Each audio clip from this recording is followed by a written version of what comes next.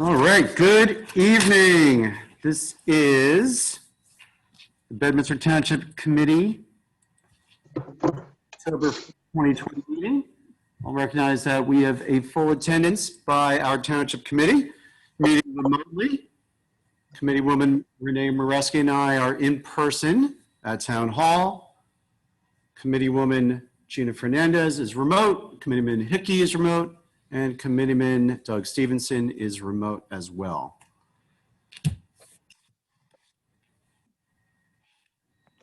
We have some members of the public. Good to see everyone out there. It's got to be October. Happens every year. Ms. Sullivan, may we please have the Open Public Meetings Act statement? Yes, adequate notice of this meeting of the Township Committee was sent to the Courier News in Somerville and to the Burnsville News in Whippany, to all subscribers, and then posted here at the Municipal Building as of January 16th, 2020. Okay, and hopefully everyone can hear us. So I believe they can. So please join me in saying for the Pledge of Allegiance. If you don't have a flag, there's one behind me right here in Town Hall. Pledge allegiance. Allegiance to the flag of the United States of America, to the republic for which it stands.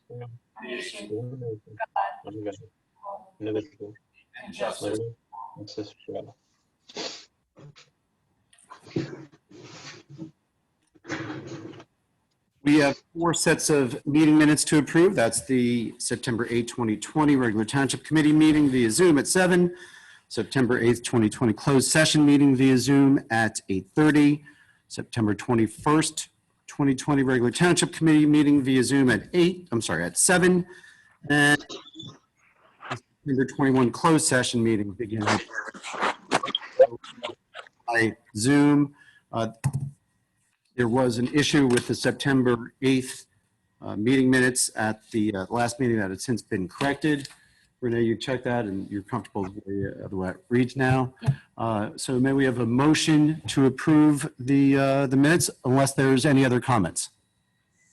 So moved. Second. All in favor? Aye. Aye. Thank you. Okay, so we go to permit and raffles next. So we have 3 of the special use permits that we came up with earlier in the year. And let me run through these special permits. So the first special permit authorized outdoor seating for food establishments. And the description of the activity is to permit Bedminster residents and food establishments to provide outdoor seating for dining and related services. When we approved this early in the year, we were hopeful that these special use permits would only be needed through the end of 2020. I think it is now apparent that as we proceed with the COVID crisis, it is not going away anytime soon. And the expiration of the special use permit at the end of the year is fast approaching, and it's time to renew these. This one special use permit would extend the outdoor seating for food establishments through the end of 12/31/2021. So that would extend it through the 2021 calendar. The other special use permit would extend curbside pickup. So this would allow Bedminster businesses and shopping centers to use existing drive aisles and or parking spaces as designated areas for curbside pickup, also extending through the end of 2021. There's another special use permit to permit Bedminster businesses, including retail, personal, and professional service establishments, for temporary signage that follows attached guidelines. There should be one more special use permit. There were 3. There were 3. Okay, no, that's it. Those are the 3. So any comments or questions regarding these special use permits? These are similar to what we had before for the outdoor seating and outdoor dining. It requires review by the township engineer, who will then consult with the fire code official to make sure that those arrangements are safe and not presenting any hazard to the users of those dining facilities or to traffic. Any comments or questions from the Township Committee? No. So Mayor, just wanted to chime in and just say that, again, with COVID and everything going on, we should be doing everything we can to make sure that our commercial folks in town can make a go at it, get back, into the black, so to speak. And, I encourage us to push these through and to give the folks some relief here. So again, I think it's a good effort in being proactive about this and trying to work with our community and commercial residents and tenants in town. So I'm in favor of it. Great. I'll take that as a motion to approve. Yes, please. Second. All in favor again? Aye. Aye. Thank you all. Okay. Before we go to public comment, I do want to read off some statements that I've issued. First one is a statement that I issued on October 2nd. This was Friday. This is after getting news of the Trump positive COVID test. So let me read that off into the record. October 2nd, 2020, Bedminster Township. As a consequence of the President's report of a positive COVID-19 test, the Somerset County Department of Health, which is Bedminster's contracted health agency, has initiated contact tracing and is looking to identify close contacts and potential exposures at the fundraising event held Thursday afternoon at the Trump National Golf Club. Bedminster anticipates full cooperation from the Trump Organization and from all those who attended the event. The information disclosed during contact tracing remains confidential. The County Health Department will advise the town on the progress of its investigation. Bedminster Township wishes the President and the First Lady and all who are affected with COVID-19 a full and speedy recovery. As always, in accordance with federal and state recommendations, please practice social distancing, wear a mask, and wash your hands. That was signed by, or authorized by Larry Jacobs, Mayor of Bedminster Township. I issued another statement, this time on behalf of both the Mayor and the Township Committee. That was earlier today, and this was after certain consultations with the County Department of Health. It's a little bit longer and includes some of the guidelines from the county. Bedminster Township. From the inception of the coronavirus crisis in March of this year, the Bedminster Township Committee has consistently supported the federal and state health guidelines to reduce the risk of transmitting the novel coronavirus. Practice social distancing whenever possible. Wear a mask when social distancing is not practicable, and wash hands with soap or use hand sanitizers. We continue to repeat these guidelines at our meetings, and we do employ them in the township offices and have incorporated them in our daily lives. We urge our residents and the visitors to our town to adhere to these guidelines. In most situations, adherence to the guidelines is required under Governor Murphy's executive orders. In those limited situations where the executive orders do not require strict adherence, such as religious services or political activity, which is pursuant to Executive Order 152, the guidelines should still be regarded as good common sense. Mask wearing is not a 100% guaranteed prophylactic, but it is one of the very few defenses we have right now to reduce the spread of the virus. The inconvenience of mask wearing seems minor if it can help slow down the transmission rate, keep the curve flattened, and in turn, allow our economy to recover from this crisis. We have heard from the Somerset County Department of Health that the White House and the Trump National Golf Club are cooperating with the contact tracing efforts resulting from President Trump's Thursday afternoon fundraising event. We understand that the state is performing the contact tracing for the attendees at the event, and the County Department of Health is following up with the club staff. The health officer reports that nearly all staff working the event have been contacted and have been advised of the appropriate recommendations.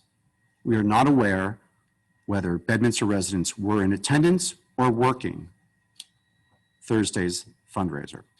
The results of contact tracing are confidential, and the township governing body and administration are not provided with those details.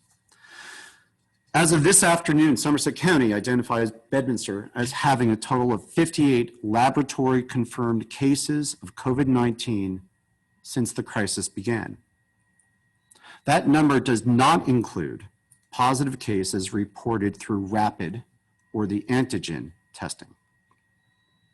We have not seen a spike of positive cases that is attributable to the rallies or protests along Route 206.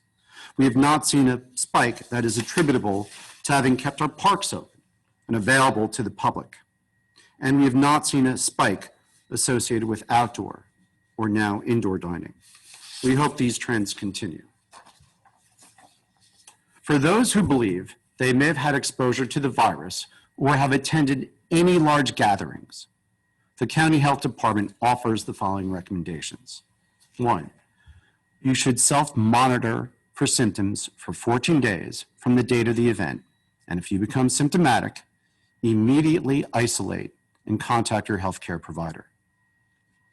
If you are concerned that you were in close contact, which is defined within 6 feet for more than 10 minutes with an individual who has tested positive, you should quarantine for 14 days. If you become symptomatic, contact your healthcare provider. 3, consider getting tested if you are concerned about possible exposure.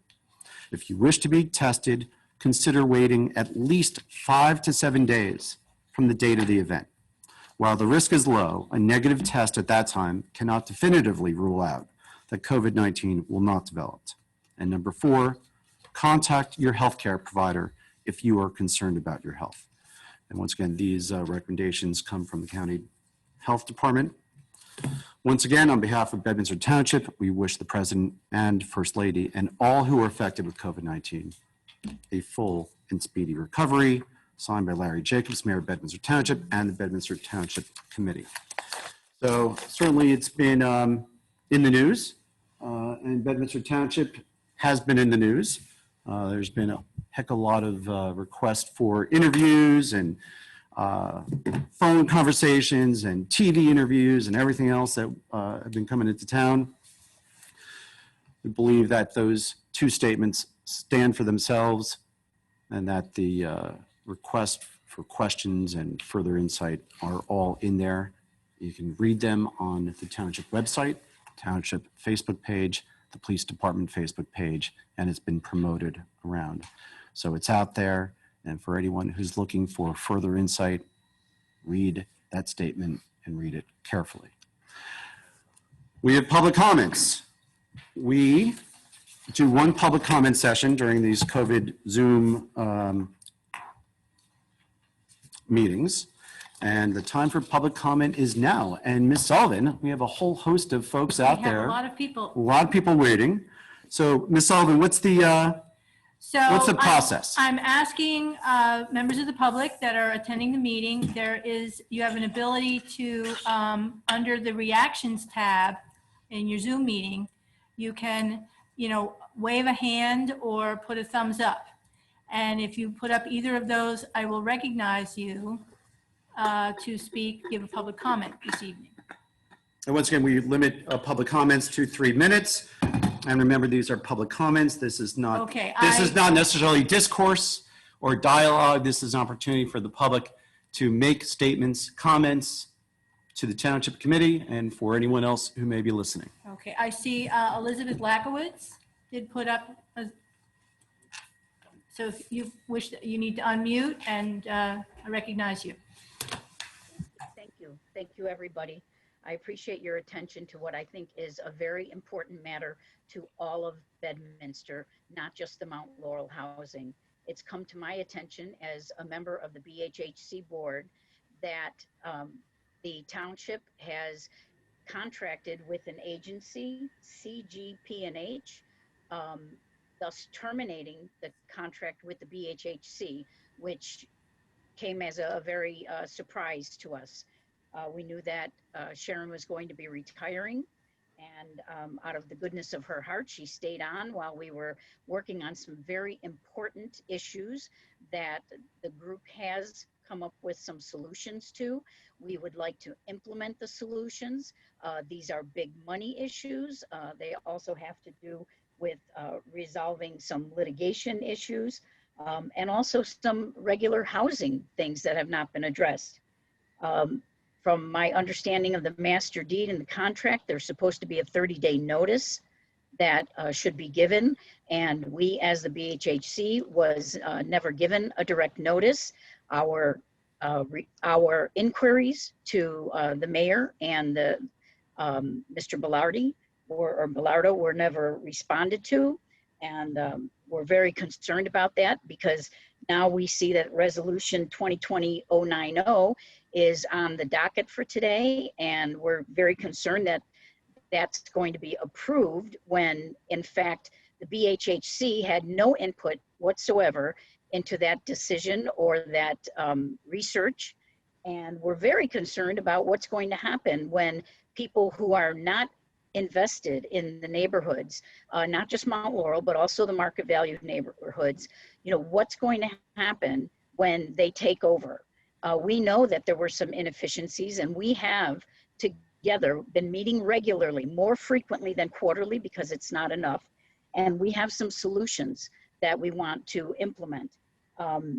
Looking at the proposal from CGP&H, and seeing that they're going to be covering some very basic operations, which is understandable for the $40,000 they'll be getting. It does not address all of the other issues like the litigation that's pending, like the hoarding that's going on in Cortland. We're very concerned what the people that this most affects, particularly the Mount Laurel residents, and of course our market value neighbors, are not being represented in this new agency approach. And I'm very concerned that we were never notified, aside from not being responded to our inquiries and all the things that we've been working on. The mayor has not been at the recent meetings, but we have solutions. We have plans to address the outstanding recapture fees and such. And we're very upset and disappointed, truly, that we were not included in this decision, that we were not notified, and that we had no opportunity to make our opinions known. I think that it's, aside from not fair, I think that, we need to look at what's best for Bedminster, and that's all of the neighborhoods. And that means tracking the money, making sure that it's used in the most equitable way, that the residents from Mount Laurel, as well as the other residents, are taken care of and represented. And I don't know how that's going to look. And I really don't know, what the master deed says, because my understanding of it, I'm not a lawyer, but my understanding is that we are supposed to get a 30-day notice, and the recapture fees are spelled out in that document as well. So I'm very concerned, and I hope that anybody's voting for that resolution will stop and think, and let's do some more research before anybody puts their name to it, because even if something is in the works with this agency, I don't think it's fair to the people of Bedminster. We're the ones that are paying the taxes. We're the ones that want to fix the problems, and we want the chance to fix it. So I'm asking for some reconsideration of all of us that are getting together to work on this, that have been working on it as volunteers, to be given the chance to straighten this out and then move forward to make the Mount Laurel housing a more efficient and effective program in Bedminster Township. Thank you. Thank you, Ms. Lackowitz. Ms. Sullivan? I see Deborah Taglieri. If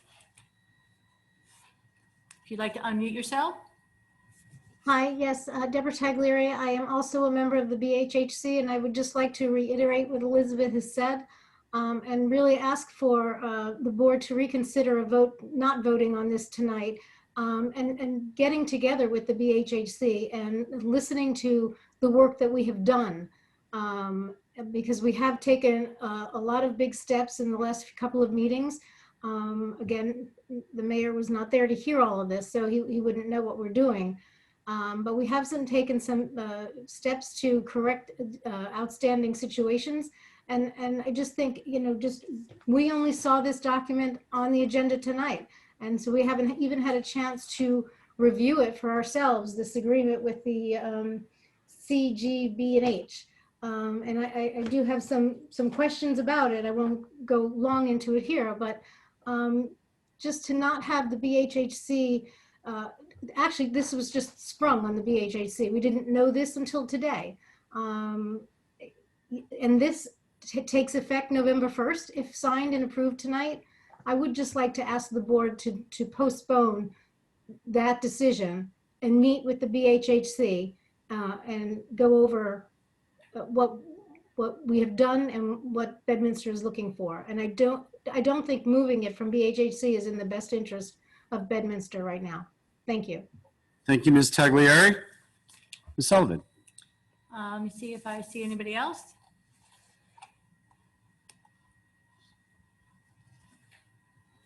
I see Doug Brown. Mr. Brown, you can unmute yourself.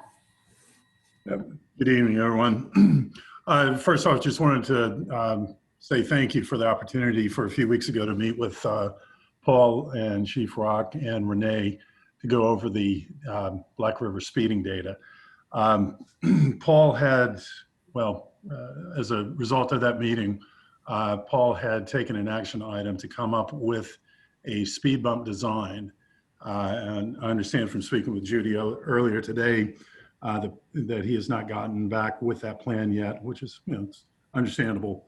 I do intend on checking back in 2 weeks at the next meeting. But again, mainly just wanted to say thanks for the opportunity. I think it was productive. One thing I did want to point out is, and this was kind of a bit of a point of contention between Paul and myself during these discussions, was I had asked him on the raw data that had been supplied as part of his initial findings and analysis that he had presented, it's probably been a couple of months ago by now. I'd asked him how he had filtered out the bicycle traffic. And he stated, well, he had not, because the bicycles did not trigger the cameras. And I said, they absolutely do. And later that day, I sent video in of bicycles triggering the camera, obviously.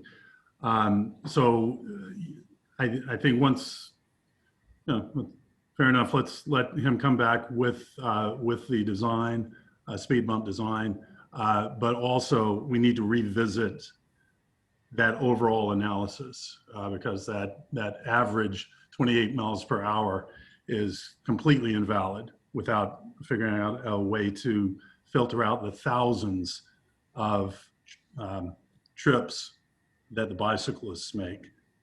And I also pointed out that, the residents here, we regardless of the average, we're focused on the 47,000 data points that are significantly exceeding the speed limit. And that's totaled from both those signs for that sign period. But anyway, that's it. Again, thanks for the opportunity, and we'll check back in a couple of weeks. Thank you, Mr. Brown. And Renee and Judy, if you could just I follow up. spoke after Mr. Brown called me today. You I spoke did to reach Paul? out to Paul. He hopes to have a draft this Thursday, and he should be prepared for the 19th. Okay, so, And that's what I was going to say in my other comments. okay, all right. So So, yes. So we'll deal with it's that later in the works. meeting. Yep, Okay. so it's that's all I had, though. So All right. that's in the Thank you, Mr. Brown. Awesome, thank you. Okay. Excuse me, is there anybody in the waiting room? Everyone that registered for the meeting has been admitted. If it did not register for the meeting, I'm not admitting you. Okay, thank you. Anyone else that has a comment? I saw Mr. Byer. You want to unmute yourself? There you go. Okay. Yeah, I would like to get back to the resolution 2020-090 discussion. Last year at this time, I was being interviewed by the Burnsville News along with Committeewoman Fernandez and Committeeman Stevenson. And a big portion of what they were talking about was extolling the virtues of the hills. And they were absolutely correct. They talked about how the hills has become a model for mixed income housing and how it can work in the state of New Jersey. And they talked about how it gave people the opportunity to rise up in the path of home ownership. So it's in part due, and in large part due, to the workings of a great group of people called the BHHC. These are dedicated people who are Bedminster citizens, residents of the hills, who care about the hills and are working for the hills. So I fail to see why, after 32 years of a successful model program that's been wonderful, we suddenly have to drop this and replace it with an organization from Cranberry, New Jersey, where we're going to be one of many towns that they do without local people running it. I just don't understand that concept. And I really move the members of the board to at least table this so that more discussion can be made, so the BHHC can be heard, and that we don't rush this thing through with no input from the community. Thank you. Thank you, Mr. Breyer.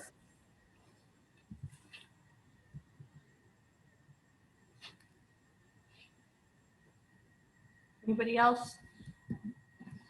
Raising your hand. Okay, I see Peter Cagnosola. Unmute yourself. All right, can you hear me? Yes. All right, good. Thanks, everybody. I don't think I've been to a township meeting since I was chief of the fire department back in the 90s, but I was asked to come tonight. I didn't know I was going to talk. I thought I'd be more of an observer, but I think there's more that needs to be contributed to the discussion. I too saw everything for the first time. In the way of background, I own the real estate firm, The Hills. I started in 1983 when we broke ground and was here when we delivered the first house. My primary responsibility was doing the new home sales for The Hills Development Company, which included the affordable housing. I personally participated in the sale of all 260 Village Green units that are all owner occupied. I could tell you in the way of background that there was a lot of thought, time, and effort put into the Bedminster Hills Housing Corporation, and it was always understood that as long as there was affordable housing in Bedminster, there'd be a Bedminster Hills Housing Corporation. The purpose of it is not just to facilitate the sale and the resale and introduce buyers to sellers. It's a whole lot more than that. It's to make sure that these neighborhoods remain viable. I used to go tour all different municipalities and tell them how proud we were of what we did, because we were the first ones to ever build affordable housing. It's got actually a 37-year history right now, the BHHC. I've served as their executive director, and then after that, I spent a dozen years on the board of the Bedminster Hills Housing Corporation. I have been away from it for quite some time, but the president of Cortland had passed away, and they've asked me to come serve as their representative in Cortland and on the board of the Bedminster Hills Housing Corporation. And I've made a lot of observations. I mean, right now, you know, the Bedminster Hills Housing Corporation did not collect the recapture fees. It totals about $1 million. When I found that out, I initiated replacing the attorney, which we've done. There's an active lawsuit going on right now to get those recapture fees back, and the attorney is very confident that we're going to be able to retrieve all of that. And again, I'm new to this. I just got back on. I'm a fresh pair of eyes, but I wanted everybody to have the benefit of the long history. And I got to tell you, we got to take care of the affordable housing. There's a lot of nuances. It's not just a buyer and a seller, and it can't be done from an out of county. This isn't a job that goes to the lowest bidder. This is something that needs to be well thought out. These affordable housing homes, these neighborhoods, we have to protect them. If they start to decay, I promise you it's going to spread. Again, I own the real estate from the hills. This is where I earn my living. Nobody's working harder at trying to protect values in the hills than myself. And I can tell you, it's my professional opinion that this would be a disservice not only to everybody in the affordable housing neighborhood, but everybody in the hills. This will have a negative impact on values. There is absolutely no doubt in my mind. This is not something that should be rushed through. This is something that demands time. We need to digest it.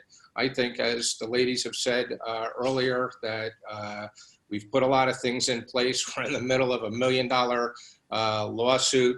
I resent, actually, I saw where Sharon got a letter telling her where her shortcomings were. And part of the letter is that when she went to court and filed a lawsuit, she didn't bring in all the indispensable parties. She's told that her counsel, she failed to get a resolution to approve prior to filing.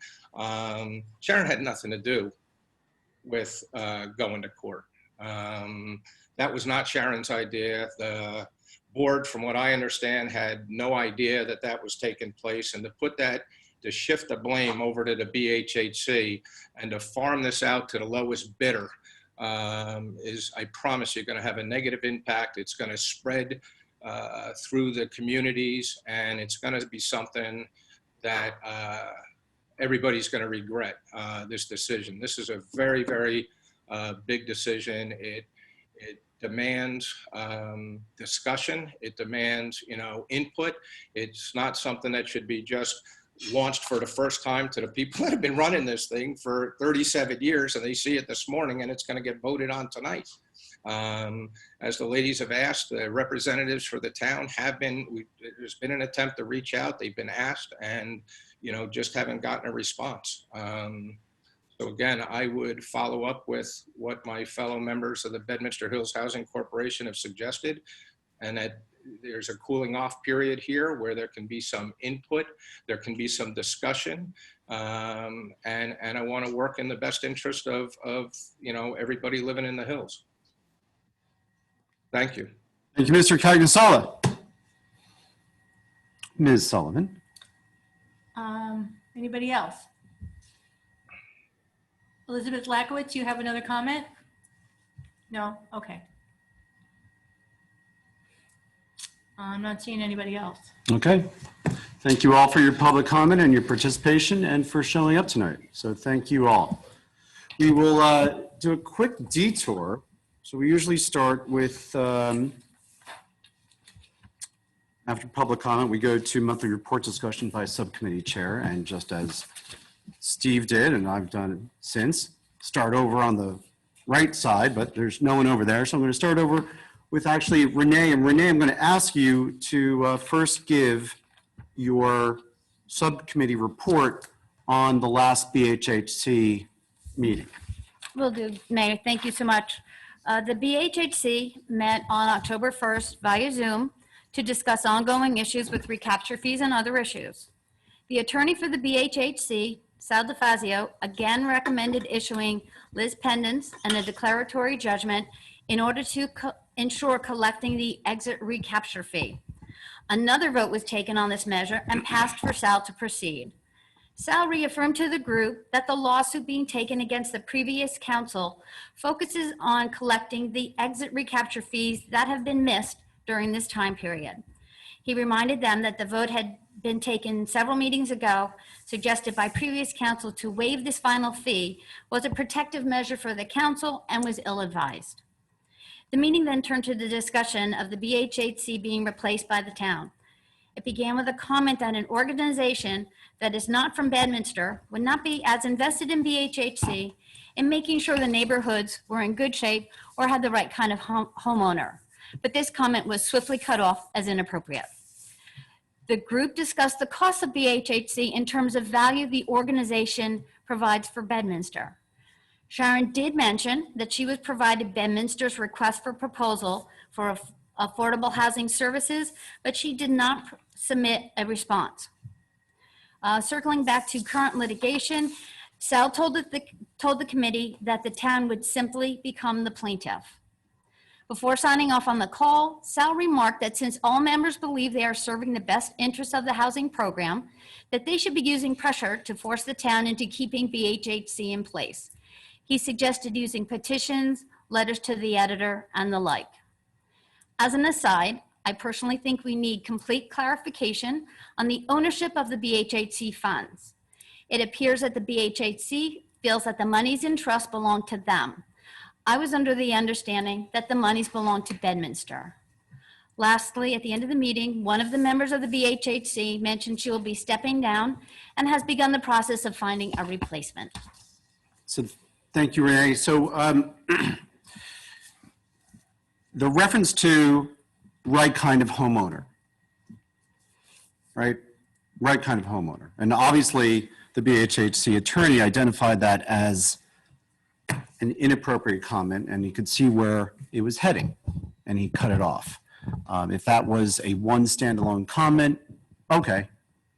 Hi, I have got to speak up because I'm the one that said, wait a minute. That's not. Public comment is over. If that was a one standalone comment, okay, chalk it up. But it wasn't, because I was contacted by a homeowner in Cortland who said, we understand that there's a rumor that Bedminster is going to bring in Section 8 housing. Oh, really? When I heard that, Section 8 housing, that's going to come in, and where's that coming from? Well, it's coming from someone who's in on BHHC. So you add these comments together, and this is the right kind of homeowner, Section 8 housing, or even if it's Section 8 type housing. Those are all codes, right? The right type of person. Who's going to take on, who's going to be vetted by the new Affordable Housing Agency? Might someone bring in the wrong type of people to Bedminster? Is that really what we're hearing from that board? Once again, a standalone comment, fine, at the board. Sal DeFazio, acting as the BHAC's attorney, was right to cut it off. Absolutely. And identify that it was inappropriate. But when I get calls saying, what's this about Section 8, that there's stories going on? You know, there's something that I will say is ugly about those comments. And I really am not pleased, nor will I tolerate those from a Bedminster-related board. The issue with BHHC has been going on for years. I mean, even as we hear from some of these comments, the inefficiencies, Sharon is retiring, there's no one there, even from the own BHHC meeting, they received the request for a proposal, none was submitted. We've been looking at this. This is not a termination or a firing of BHHC. The contract ends. And to the extent that BHHC was never anticipated to go away, the contract and the agreements with BHHC actually anticipate that relationship ending at some point. In the dealings that we've had with BHHC, and certainly over the last year, you know, as folks were finding themselves recapture fee, there was a mistake made by the BHHC council, rather than admitting it and taking the steps to correct it, delay, confusion, obfuscation, not particularly great advice back to the BHHC board. And really, Sal DeFazio did, and I do give credit because they brought in a new council who straightened out some of those perhaps confusing information that was rendered previously. There was also some emails about whether or not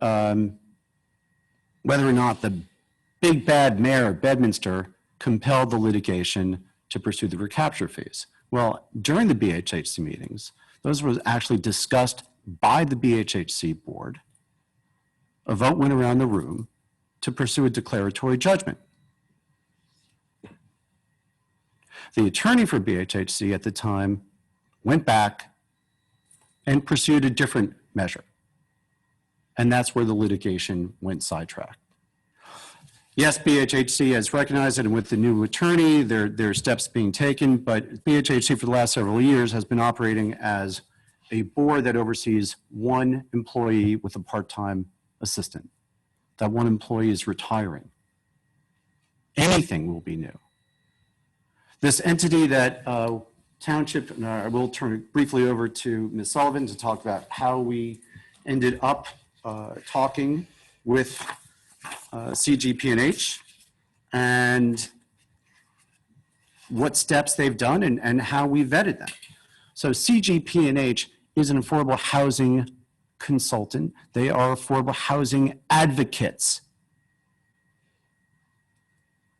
There's no self-dealing here. Their interest is promoting affordable housing. And to the extent that affordable housing has been successful and has helped made Bedminster what it is, I see that continuing with an organization that has a full staff, has the technologies and knows how to market.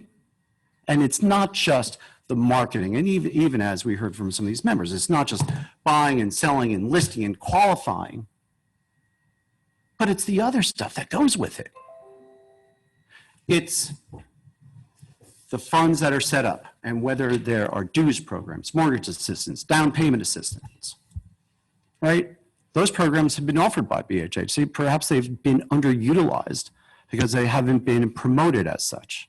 Well, I want to see those funds promoted.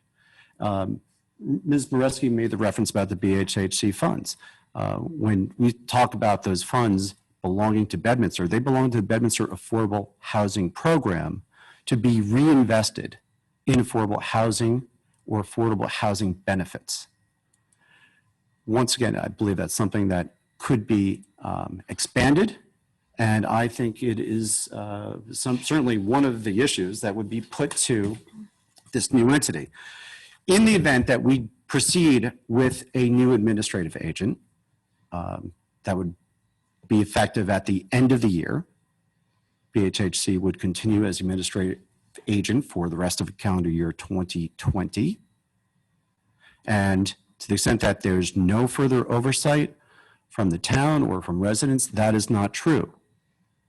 The Affordable Housing Program will continue to function through an Affordable Housing Advisory Committee, which would essentially function pretty much, not very much dissimilarly from how BHHC functions today. But I do want to run through the CGP&H contract. Ms. Sullivan, can you just give us maybe you or Mr. Bilardo, just give us a brief discussion how we ended up here? Yes, so last October, our QPA at the time sent out RFPs that we do every year for professionals, one of which was specifically for administrative agent for our affordable housing program. We had a deadline of the end of 2019, December 31st, 2019, knowing that Sharon had announced her retirement. So that was in the prior year when Sharon announced that she wanted to leave at the end of 2019, beginning of 2020. Correct. We had 4 proposals distributed, RFPs for the specifications. And of the 4 that were distributed, we discussed details with 3 potential candidates. And at the end of the day, we actually extended the due date till later at the end of January because there was a lot of questions that came our way. However, at the end of the day, we only received 1 proposal, and that was from CGP&H that, actually submitted an RFP. And so, Ms. Sullivan, you and I did have a discussion with CGP&H. There also was, by the way, there was discussions with Central Jersey, which was going through a move, another affordable housing agent. With their relocation of facilities, they didn't think they could take Bedminster on at the time. They asked a lot of questions. They met with us several times, and they said they weren't able to take on Bedminster Township. They couldn't accommodate the size. So having had the meeting with CGP&H is clear once again, their commitment to affordable housing throughout the state. And they've identified the municipalities they work with, which include some of the towns around us, Bernardsville and Bridgewater. So I asked Ms. Sullivan, can you please reach out to the folks in Bridgewater? And here's I just want to read the response that came back from Michael Pappas, who is the Township Administrator in Bridgewater. Yes, we are working with them and they are doing an outstanding job. They took over a program that needed a lot of cleaning up and they are attacking it thoroughly. So we've reached out, we've done the vetting, certainly familiar with Bridgewater, certainly familiar with Burnsville's program. Ms. Sullivan, any further comments before we turn it over to Ms. Bellardo to actually walk through some of the items in the contract? Well, just they're very responsive anytime we have any kind of question or we need, I know the QPA was in touch with them today to just finalize some information we needed to finalize the contract with Mr. Bellardo, and they immediately, sent over what we requested. They're very responsive to our calls. So. Okay, thank you. John, can you walk us through the contract? Yes, and just preliminarily, Mayor, as you're aware, one of the things that I specialize in is affordable housing. And for the Mount Laurel litigation in Somerset Hundred and in Warren County, I was the coordinating lead attorney in dealing with Judge Miller. So I've been dealing with affordable housing a very long time. And attorneys that deal with affordable housing know that there are certain organizations out there that are just tremendous. And one of the ones that I work with in Bernards Township is Central Jersey Housing Resource Center. They unfortunately were making a move, as Ms. Sullivan indicated, and were not available. But CGP&H is recognized by attorneys that specialize in affordable housing as one of the premier organizations in the state of New Jersey. In fact, I work with them as Special Affordable Housing Counsel in Raritan Township in Hunterdon County, where, with respect to a number of developments, they are doing a tremendous job. You need an organization in this day and age that knows affordable housing regulations in and out, that has professional planners licensed in the state of New Jersey on their staff. I also had contact with Bridgewater Township and was told last week that they are doing an excellent job. So I have full confidence in this particular organization.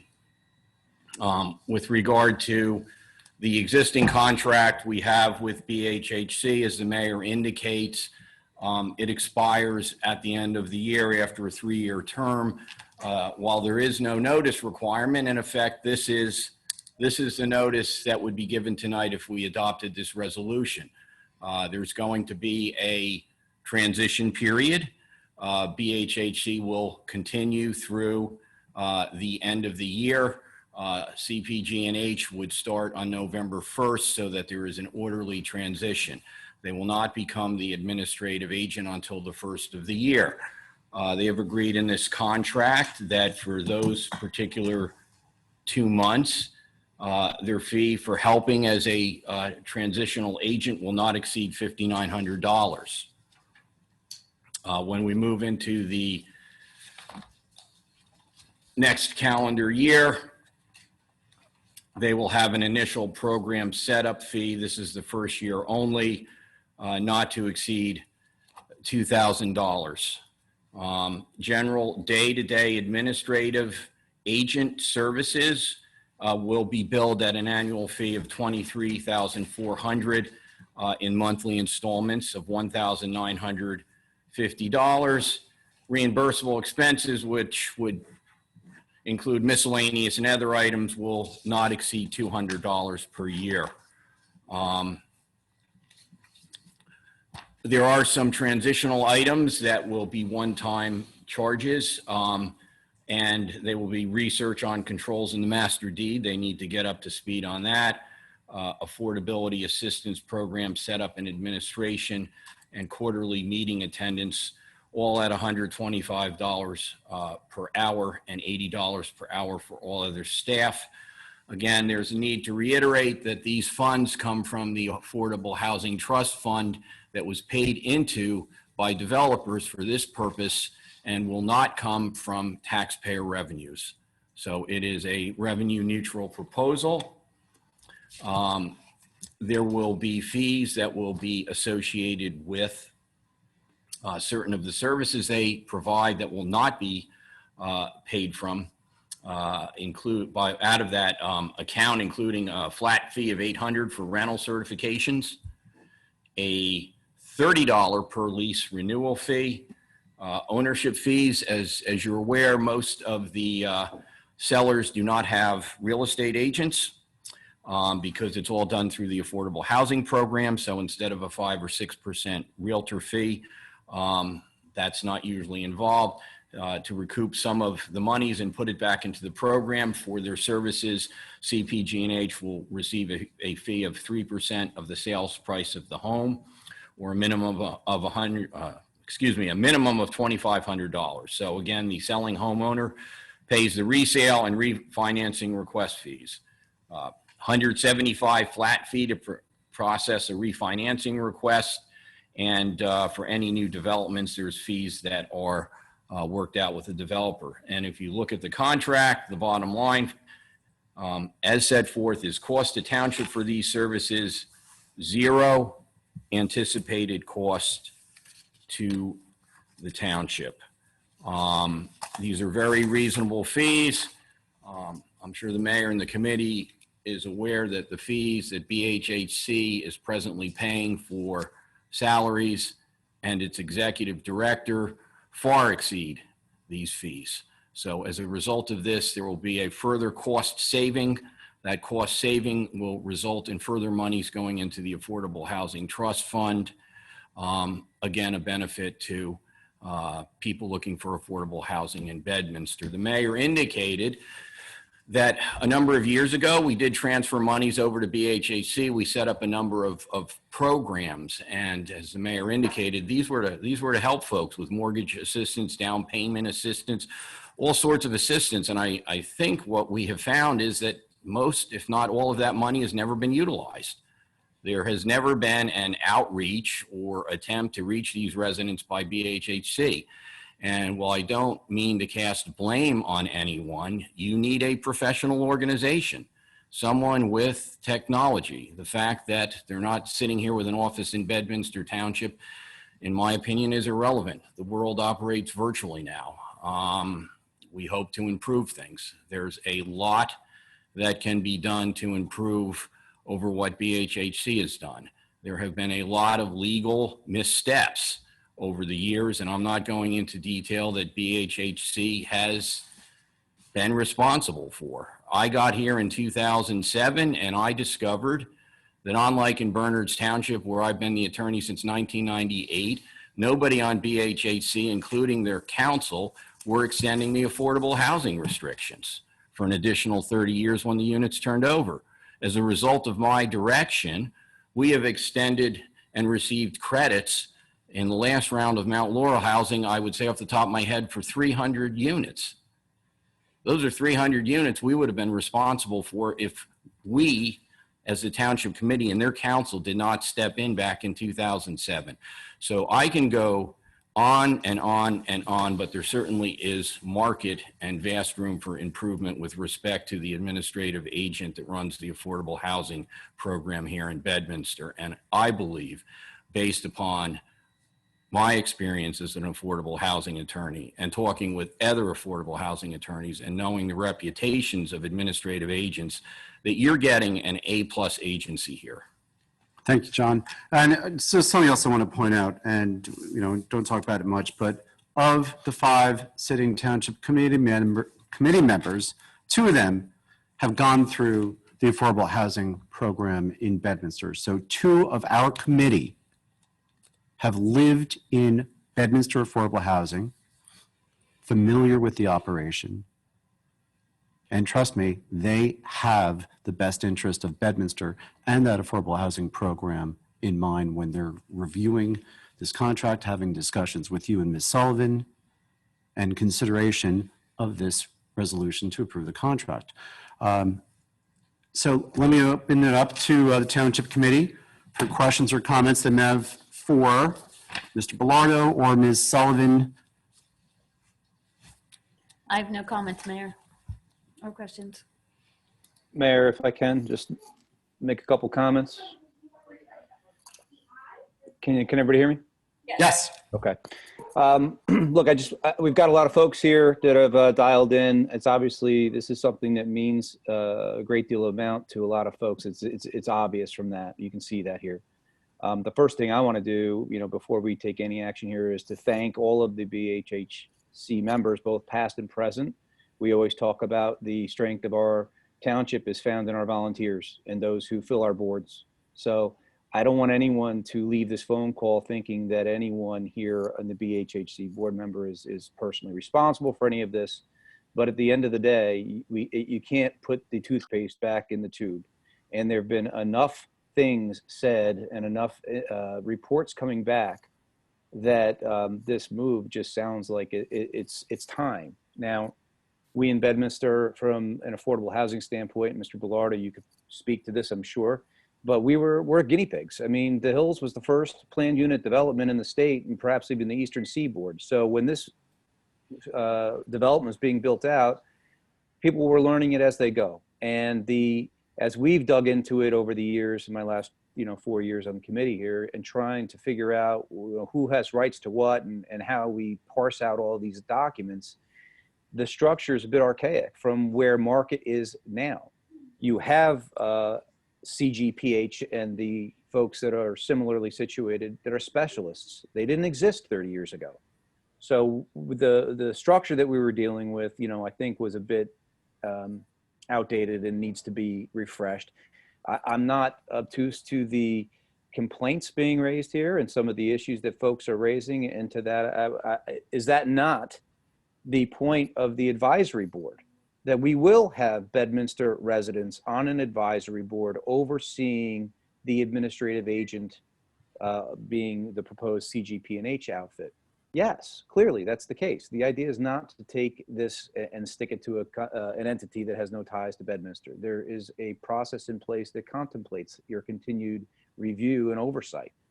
But folks, at the end of the day here, we're talking about 1/3 of the fixed costs that it's been costing us every year with the current executive director or administrative agent, however we want to refer to her. She is retiring. So we have to have someone fill that spot. Does it not make sense that we go with a cost-effective administrative agent with an advisory board? Perhaps it's of some of these folks on this phone call or on this Zoom meeting. We do that for rec. We do it for environmental. It works. To say that you're an advisory committee does not mean you have no say. We listen on the committee to what our volunteer members are doing and saying, what they're experiencing. But I just speak from personal experience. We get reports back about the record keeping. It's disappointing to say the least. Shoddy. There are no records. Mr. Bellardo's right. There was a period of time where nothing was being done to extend these renewals. And at the end of the day, folks, all of these arrangements are set forth in writing. With due respect on the recapture fee, it's been 30 years that you've had to figure out what's the deal with the recapture fees. I've read the document myself. It's very clear. I understand you got bad advice and I understand you're taking action, but it doesn't change what's happened and all the money that's out the door. Okay, you've received a letter from Mr. Bellardo in the past complaining about that issue, directing you to take action. And this is just simply at the end of a contract, and the township is perfectly entitled to explore all options. I see this as a potential money-saving option. We still have our oversight, but it will help professionalize the outfit, professionalize what we're doing, keep better records, and to be a smoother transition to actually getting stuff done here. So again, I just want to tell the folks here, thank you for everything that you've done and you continue to do. I do think there's a spot in the future for folks that are interested in overseeing this, but it's time to, perhaps modify and upgrade and modernize how it is we run our affordable housing in town. Okay, thank you, Doug. Gina? Okay. Yeah, I would like to say that obviously, as someone has benefited from the affordable housing program and been able to succeed in home ownership only because of the affordable housing program, that I am a huge proponent for affordable housing. And I believe that our current affordable housing residents, as well as our future residents, deserve what we would call an A+ agency, to promote programs such as loan assistance, to clean up some of the less efficient records that have been kept. And I would like, everyone to know that we do expect this new agency to be overseen by a diverse advisory board that represents the residents of our affordable housing programs. So I just want to make everyone aware of that, and also thank our volunteers up until this point for all they've done, and hope that they understand that our residents deserve better than what's happening right now. So, and that's all. Chairman Hickey? Thank you, Mayor. I just want to reiterate what my colleagues have said. What upsets me most is the mismanagement of the funds of the Affordable Housing Fund, because that's the lifeblood for our affordable housing program. As Gina mentioned and Renee mentioned before, the programs that are available, that should be promoted so that folks are aware, can take advantage of mortgages and other opportunities. It's a missed opportunity. And then when I hear about the record keeping, and I hear about the fact that the administrator can't even use email, well, this upsets me. I mean, look, this is 2020, folks. We need to be efficient, we need to be cost effective, and there's no excuse for allowing this kind of behavior to continue. I do hope that folks who are involved right now will be part of the advisory board, because I think you bring with you experience and knowledge, but I think we need to be more efficient as we move forward. And that's how I look at this program. Again, as Mr. Bellardo said, as the mayor said, this is tax neutral. This is not coming from taxpayer revenues. This is coming from the Affordable Housing Trust Fund. We need to better manage that fund. We're stewards of that fund. We need to do a better job. Thank you, Mayor. I appreciate that. And thank you for my colleagues for weighing in. Okay, thank you. There's no more questions from the Township Committee for either Mr. Bellardo or Ms. Sullivan. Every motion to move, sorry, find the resolution. Resolution number 2020-090, which would retain CGP&H for affordable housing services, which would include a transition period through the end of 2020, where BHHC will remain as the administrative agent. And then for 2021, moving forward, CGP&H would serve as Bedminster's Affordable Housing Administrative Agent. Is there a motion to adopt?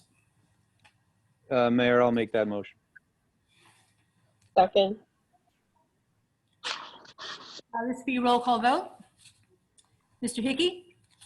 Aye. Mr. Stevenson? Aye. Ms. Fernandez? Aye. Ms. Moreski? Aye. Mayor Jacobs? Aye. Thank you. Thank you. And thank you for all who gave their comments. And as most of the committee mentioned, we do hope you stay with the Affordable Housing Program and participate on the Affordable Housing Advisory Committee once that committee is actually proposed and adopted. And we should actually talk about having a resolution in place within the next meeting or two, now authorizing the formation of the Affordable Housing Advisory Committee.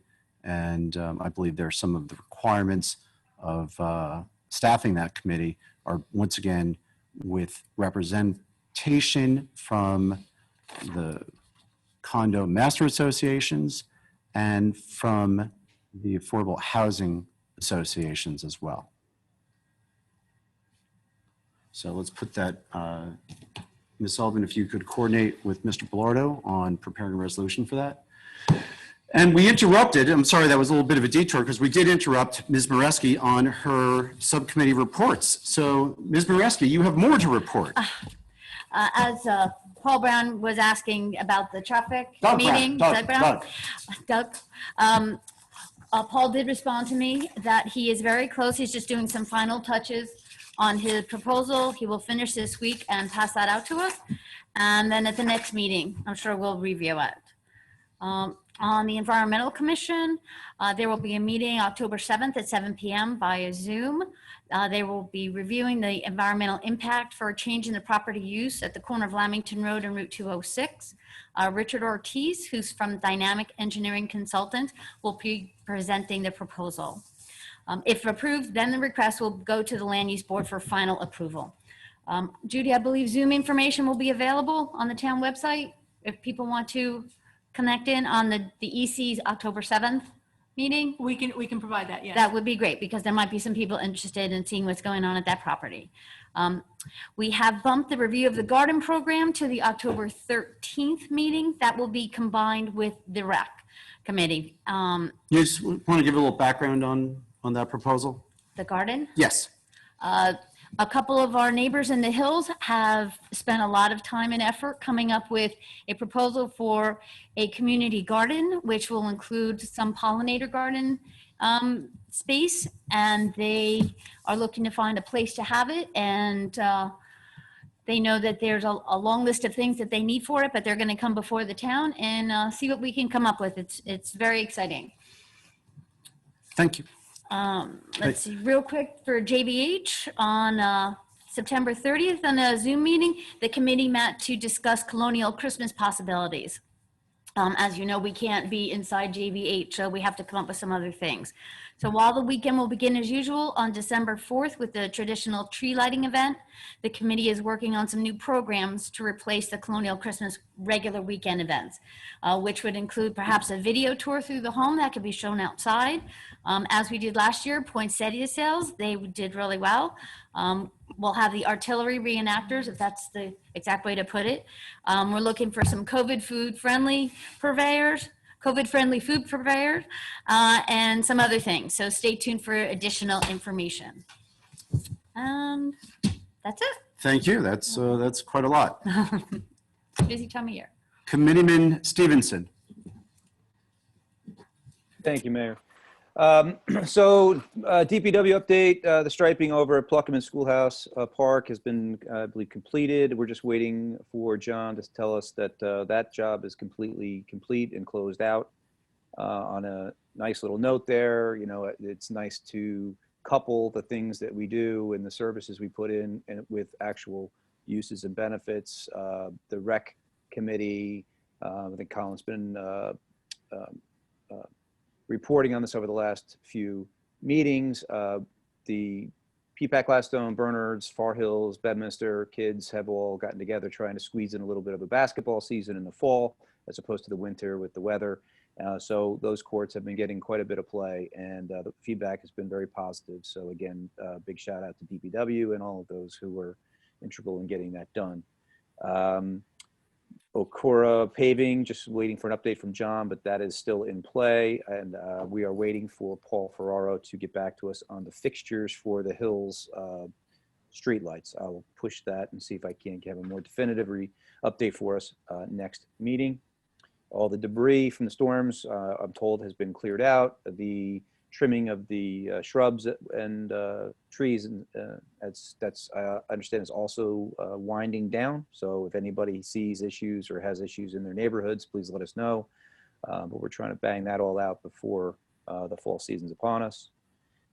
Historic Pres, we did not have a meeting. We're trying to get a special meeting in between last meeting and this meeting to bring in the Pluckerman Park folks and their paint choices. For those who are on the call that don't know and haven't heard, you probably have seen the electric yellow paint coming out of Pluckerman Park, which would be sort of behind little picks out there. So we'd like to bring them in, make sure that they're choosing colors that are more akin to the neighborhood. So we weren't able to have that special meetings for calendaring purposes. We're going to have them come into our next meeting, regularly scheduled. I'll report back after that. And then just lastly, just want to hit, it's not really on my liaison list, but been at the farmer's market the last couple of weekends and just wanted to give a shout out to the community in general, working the parking there. Everybody has been very, very good being patient with some of the folks getting in and out of the spots and folks walking on the drive aisles and that sort of thing. I just happened to see it firsthand, and I just wanted to give the community a little shout out, and thanks for everybody who comes to that and comes down and with just a great spirit, and it's very community oriented, and it's really neat to be a part of. And thanks for the Farmers Market Committee for putting that together. That's all I've got. Thank you, Doug. Committeewoman Fernandez.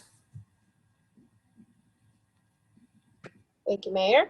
So Somerset, I wanted to report out that Somerset County hosted a webinar on diversity and inclusion on September 24th. The majority of our department heads here at Bedminster, myself and the HR director all participated in the webinar. The webinar discussed not only celebrating differences, but also being inclusive and how that contributes to the success and future of any agency or organization. It was a very informative webinar. It provided strategies that we can implement right here in Bedminster as our town evolves. So I just wanted to report out on that real quick. And regarding Fall Fest, as you know, is a townwide event that is a fundraiser that benefits 7 Bedminster charities, was canceled due to the fact that it's a large group event. However, 50/50 tickets are being sold at the farmers market on Saturday morning to benefit these 7 charities, and the drawing will be held at the farmers market on October 31st. So go and get your tickets and support these 7 Bedminster charities. And that's all. Thank you, Gina. Committeeman Hickey. Thank you, Mayor. Just a quick update on rec beyond, excuse me, what's already been discussed. As you know, we did a rec survey in the spirit of what we talked about before, always looking to get input from the public, from our residents. And we put together a rec survey earlier this year and went out to the residents to get their feedback on the programs and the facilities that they feel we need as we look at our parks and other open space areas. Robin, Gina, and I were delighted by the community response. We received a total of 576 responses from our residents, which far exceeded our expectations. We're delighted with that. What we're going to do is we're going to start to review that data at our October rec meeting, which is scheduled for the 21st, and then report out our preliminary findings. And obviously that will inform future investments, both in programs and facilities. Also want to give a special shout out to Martin Joe, who was part of our rec committee, who was instrumental in helping us get that survey together and get it out to everybody. And the rec committee did a tremendous job of promoting it, making everybody aware so they get in there and get us their feedback. And we are thankful for the community for that. As Ms. Poreski mentioned, we are holding a joint rec and EC meeting on Tuesday the 13th to review the community garden proposal. So we're all looking forward to that. I think that's a very innovative plan that 2 residents who have a vested interest in promoting community gardening have put together. We look forward to reviewing that. And then just an update on BOH. There are no pending applications, and therefore there will be no BOH meeting, our Board of Health meeting in October. And Mayor, that's all I have. Thank you. Okay, thank you. So a couple things that I do. One quick question. Is the rec survey now over? Correct. It closed as of September 30th. Okay, thank you. But once again, 576 responses is incredible. I will say at the,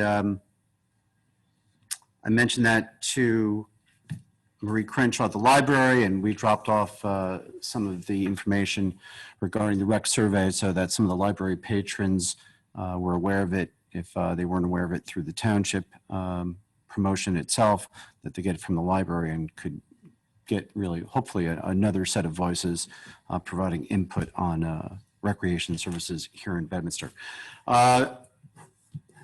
October 13th.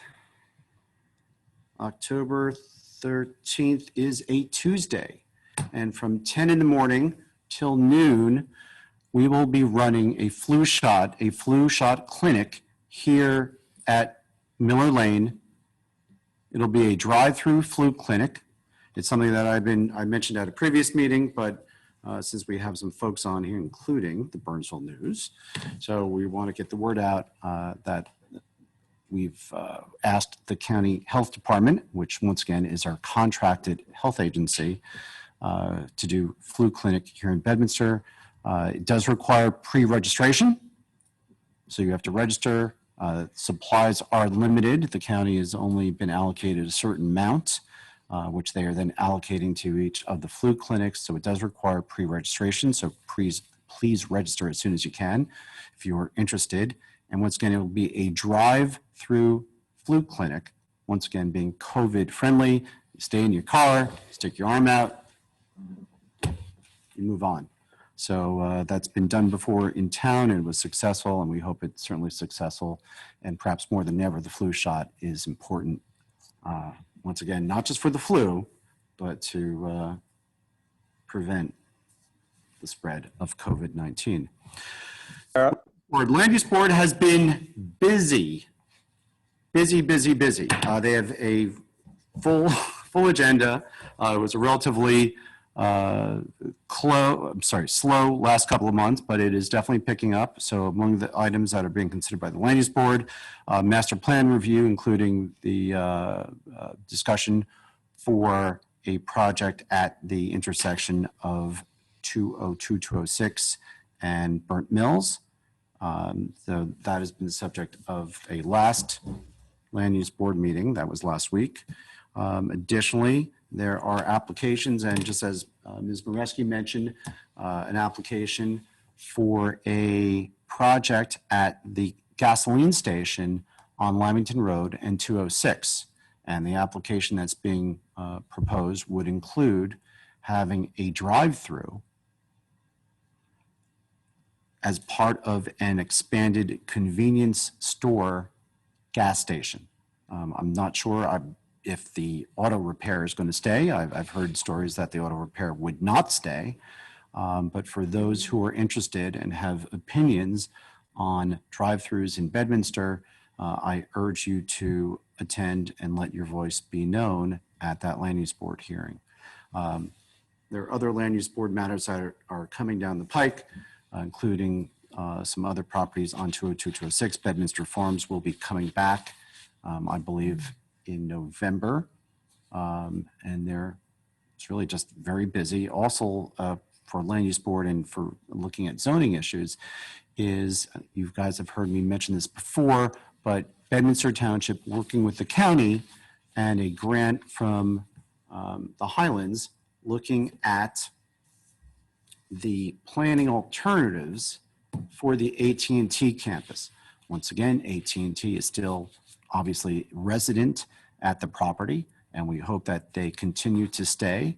But the property was identified by the county previously as a priority investment growth area. And as such, it was able to get a planning study to look at the property, how it's situated, what may happen to it. Does AT&T expand its presence there? Does AT&T reduce its presence there? What can we do from a planning and zoning analysis to make sure that property remains sustainable and viable, both for Bedminster in terms of certainly ratables, but also as an employment center for many of our residents.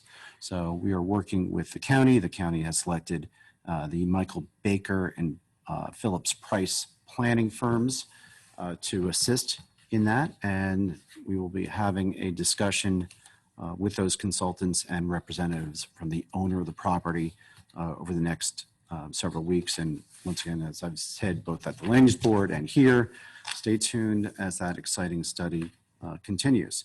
Also had a meeting with the pastor, Pastor Ian Rakin from the Pluckman Presbyterian Church, regarding some ideas that he has for some of the property that is adjacent to the Pluckman Church. They're looking at a couple of alternatives. They're still in its infancy, but it's exciting, and it certainly furthers the church's charitable undertakings. So that is very exciting. Once again, we'll be reporting on that as more details come. Library, the library had a very successful blood drive, just as we had one several months ago. And just as we did, they had a one-day, we had a two-day event, they had a one-day event, but they also were oversubscribed, which is great news. Once again, during this COVID time period, blood donations are critical because supplies are dropping. And so the fact that we can use our resources and get folks out to donate blood is a great thing. The library has announced that they will run those routinely. So please check the library. And this is all being done through the American Red Cross.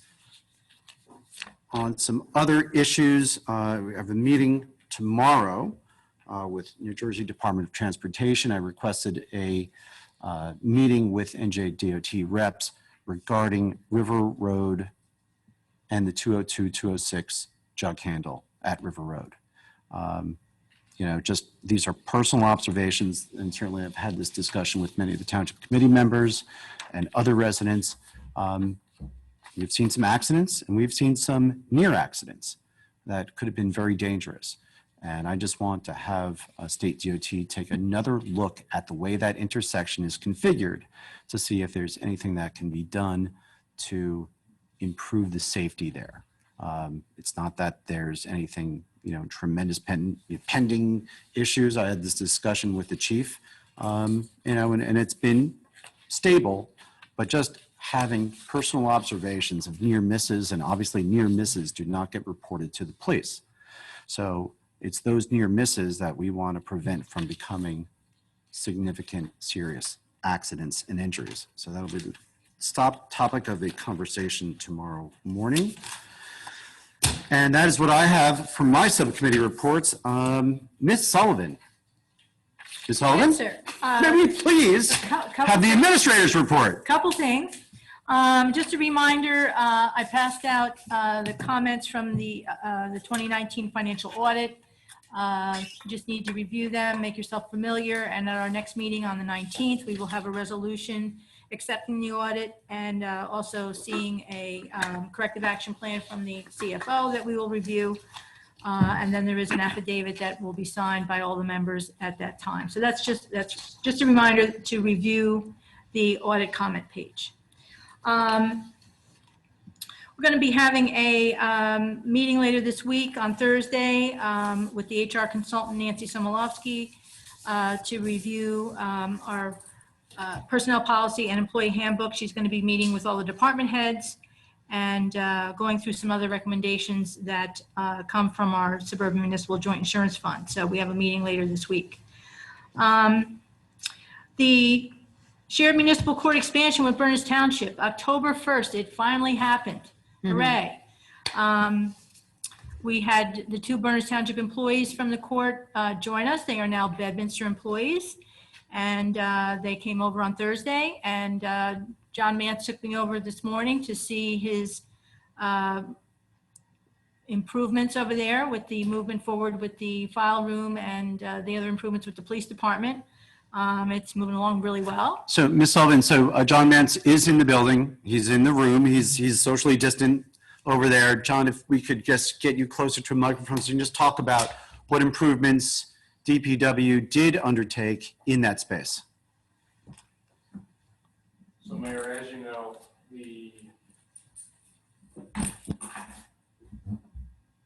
Stand by.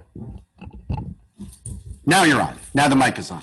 As you know, with bringing Berners Township on, there was not enough room in the current court facility to put all the filing cabinets and whatever else they're going to bring. So it's more of the files and the storage of the files that generated a discussion about what to do with the old courtroom. Myself and Chief Rock had a discussion with Sergeant Bernardo regarding the use of a portion of that for expansion of the police department also. So in time, we've decided and we've come to the conclusion that we had to expand a file room for the courtroom. What we're going to do is to move a little bit more into the 20th century, I guess, in the police department by having a room for processing and taking the patrol room out of that area and making it just a patrol room in the other half of that with some storage. So as a result of that, we've had an architect come, give a plan, and we've started construction on that at this point in time. So Berners Township came over a week or so ago, brought their filing cabinets. They brought over 14 of them. Was there room for 14 filing cabinets? Good thing we did what we did. So yes, there's going to be room for that. I hope that they are going to purge a lot of their files at this point in time because their filing cabinets are empty at this point with their files being in the back room. So with the preparation that the court did along with what we did, it's pretty tight right now, but I think it'll work out very well. Great. At this point in time. So that project is going to be ongoing for the next few months, just trying to rotate people through. And having that project underway while staff is there going to be interference with the construction and the operations of the court facilities? No, not at all. So the courtroom, the current courtroom, the way it's situated, it's separate from their operation, the court operation. So the file room is the first portion that's going to get completed for them, so that they can, continue to move into their new spaces and get familiar with their new spaces. The patrol room is also part of that. I have to finish the patrol room area to a point that I can move the patrol room, the current patrol room, into the new patrol room, and then we can start the process. So it's a grand right and left of moving people. So the construction is going to be a little bit an inconvenience for for the police department, but not necessarily for the court. Great. Thank you, John, and thank you for helping coordinate. You've got a bunch of moving parts there between DPW, police, and the court, and seeing it all done smoothly and effectively is a great job. Yeah. Since John is here with me, we also wanted to briefly just give you an update. Our senior van program, during this COVID emergency, most of our senior residents that use the program, we do share with PPAC Gladstone. I asked today what was the status of the people that actually participate in the program. We only have less than 10 active residents between Bedminster and PPAC Gladstone that use the program. Currently, the senior van has not gone out since August 11th because we don't send it out unless there's at least 4 riders. We're not going out with 1 person or 2 people. And we haven't had, most of these seniors have called and said their doctor has advised they really shouldn't be going anywhere. So it hasn't been in use since August 11th. And also we have some major repairs. The lift gate that for the wheelchair lift is currently inoperable, needs to be replaced and repaired. It is a little bit costly. We have not done that yet. We're kind of waiting to see how successful the program is. We have less than 10 residents between the 2 towns that use the program. So I think just a thought going into 2021, do we really think that it's appropriate to keep this program going? Or do we want to offer some other options for our seniors regarding transportation? So just something to think about. Right. I know in the past, I'd mentioned that certain towns were moving to the direction of using Uber or Lyft vouchers and making arrangements. During this COVID time, that may take a back seat, maybe forever. But one quick question, under which subcommittee would this report? So that do we need to create a new subcommittee to look at this issue, or do we already have, whether it's DPW or I'm not sure where this fits, but if we already have some township committee members that could drill down on we it. specifically have any Okay. liaison for that program at this time. And you don't think it fits within DPW since it's really, Well, I mean, the maintenance of that is our responsibility, yes. Okay. So Larry, why don't I just take it? what's that? I'm sorry, Doug? Why don't I just take it on? I'll volunteer to do that. It's yours. Okay. Done. So I Thank think you, we Doug. need to take a good look at it. My pleasure. The one, Judy, if I may, the one thing is that Somerset County does offer some programs that is currently available. I know that they were on hiatus for the COVID, but from what I understand, they are up and running fully. So That's they can avail. the scoot bus? I'm not sure Yeah. which. Yeah. I've seen that actually in the neighborhood. Yeah, it's back and running. Okay, They can avail themselves of the programs. okay. Okay. And one last thing, later in the meeting under new business, we have a short presentation by one of our employees who's violations clerk, Laura Getches. It's part of her program for her certification and training that she's taken for the court. Her last piece of her the whole certification project is to present her final project that has been reviewed by the AOC to the Township Committee in the town where she works. It doesn't mean the Township Committee has to approve it or accept it, but she has to just come to you with her project and ask for your review and comment. Okay, well, She'll then be doing that in a few minutes. and she comes up under new business. Yes. So thank you. And that's it for the administrator's That's report? it, sir. Thank you. We have another resolution on tonight's agenda. That's Resolution 2020-089, which is approval of a development agreement with Elite Properties at Bedminster LLC as developer. John, you just want to give us a brief summary of the Elite project and what's in the meat of this development agreement. Yes, Mayor, as you know, this is a project the planning board approved along Lamington Road. There will be 5 affordable housing units in the course of the approval. One of the requirements, of course, is a developer's agreement that sets forth all the requirements of the developer, including with respect to the affordable housing and the restrictions and timing of construction. And this was vetted by both myself and Thomas Collins as the planning board attorney, and also Frank Banish, Paul Ferrero, of course, our engineer. The mayor certainly had an oversight on this to make sure that local concerns of the neighborhood surrounding the project were addressed. And I believe that we have adequately done so. So it is up for approval by the Township Committee tonight. So this is for those, I forget the number of units that were approved. Was it 32, 33 total? Yeah, I have to look in the agreement. 5 of which are affordable housing, Yes. and those units are family rental units, the affordable housing family rental That units. is correct. So they actually, as Tom Collins has said, that John Blardo did a great job in negotiating our final affordable housing obligations with Fair Share Housing in that settlement that was approved by the court, requiring 28 new family rental affordable housing units to be planned or zoned in Bedminster or constructed.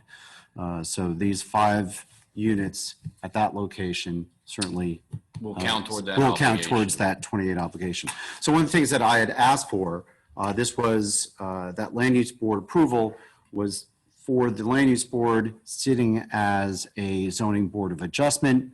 So that meant that Committeeman Hickey and I were not eligible to participate in that, but certainly we're aware of some of the concerns and considerations and problems that were perceived by that project.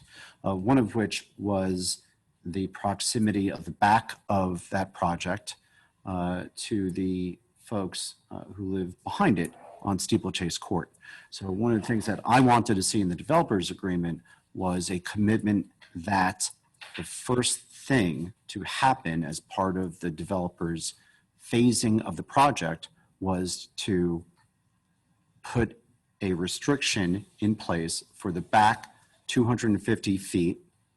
So that will not be developed, and that the trees that were promised as part of the application and approved as part of the application, that those trees will be installed first before any vertical construction proceeds. So that was really my direction to John, just make sure that's in there. And it is. And it's in there. Those are the questions, those are the comments I have regarding that agreement. Township Committee members, do you have any questions for Mr. Bellardo regarding the development agreement with Elite? You're all on mute, so you could be saying lots of things, and I don't know what you're saying. I just have one question. So the affordable units that will be for rental, you said they're family units. Do we know how many bedrooms would be in the units, or? There's a mix, and Frank, John, I'm not sure if you remember, it's no more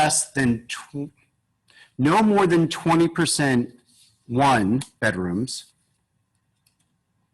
And then I believe the rest of them are probably twos. It's in accordance with UHAC Right, and those are the, guidelines. I have the resolution before me, but I do not have the Just off the top, agreement. I think it's one bedroom, 3 2-bedroom, and 1 3-bedroom. I think that's right, because that would be That's right. consistent with the UHAC rules, and I do know that Frank Banish looked at that, and I believe there's also some low, and I'm trying to think there's some very low affordable housing in there as well. So Okay.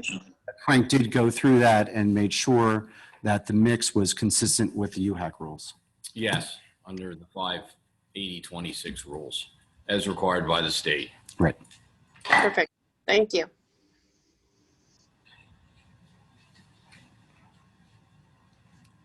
Committeewoman Moreski, Committeeman Hickey, Committeeman Stevenson, any questions or comments regarding Resolution 2020-089? Mayor, my only comment would be just to, the planning board was the board, or as you put it, the Board of Adjustment was the board with the jurisdiction as to whether this was a go or not on the project. What we're being asked to do here is merely just to memorialize the agreements that were made by that other board. So, this is not a vote about us approving or not approving this project.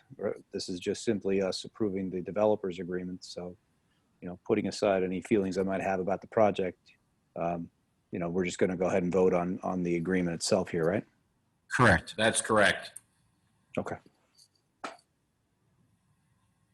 So if there's no further questions or comments, may we have a motion to move on Resolution 2020-089? So moved? Second. Okay, this will be a roll call vote. Mr. Hickey? Aye. Mr. Stevenson? Aye. Ms. Moreski? Aye. Ms. Fernandez? Aye. Mayor Jacobs? Aye. Thank you. Okay, we have no items on the consent agenda. We have no ordinances or public hearing of ordinances. May we have a motion to approve the bill list pending review of individual invoices? So moved? Second? Again, roll call vote. Mr. Stevenson? Aye. Mr. Hickey? Aye. Ms. Moreski? Aye. Ms. Fernandez? Aye. Mayor Jacobs? Aye. Thank you all. Discussion items. We actually have a matter up here for discussion, which is a letter from Ranking Member Rodney Davis, House of Representatives, to New Jersey Secretary of State Taisha Way regarding mail-in ballots. Ms. Sullivan. So the reason I forwarded this to, I put it on the agenda this evening, it's more important information because Bedminster was mentioned specifically in the letter used as an example. So I thought it was only appropriate that I send it to you. It was forwarded to us just for our information, and because Bedminster is mentioned specifically as an example, I thought you all should have it. So not that there really needs to be any discussion, more of a point of information. And so the reference to Bedminster is, well, identifying. Under item B. Yeah, under item B of the letter, it talks about examples of concerns with the mail-in ballots and the use of the United States Postal Service to deliver those ballots. And the example given is failure to identify co-conspiring USPS employees. And this is directly from the letter. The whistleblower also indicated that some USPS employees are, quote, in on the scam, close quote. New quote, you have a postman who's a rabid anti-Trump guy and he's working in Bedminster or some Republican stronghold. He can take those ballots, there's crossed out, I assume there's some sort of expletive that was there, those blank ballots, and knowing 95% are going to a Republican, he can just throw those in the garbage. So it's unclear to me from the letter that this was based on some specific incident, or rather Bedminster was thrown out as a name as an example of where perhaps the perception would be that this is a Republican stronghold. So take the letter for what it's worth.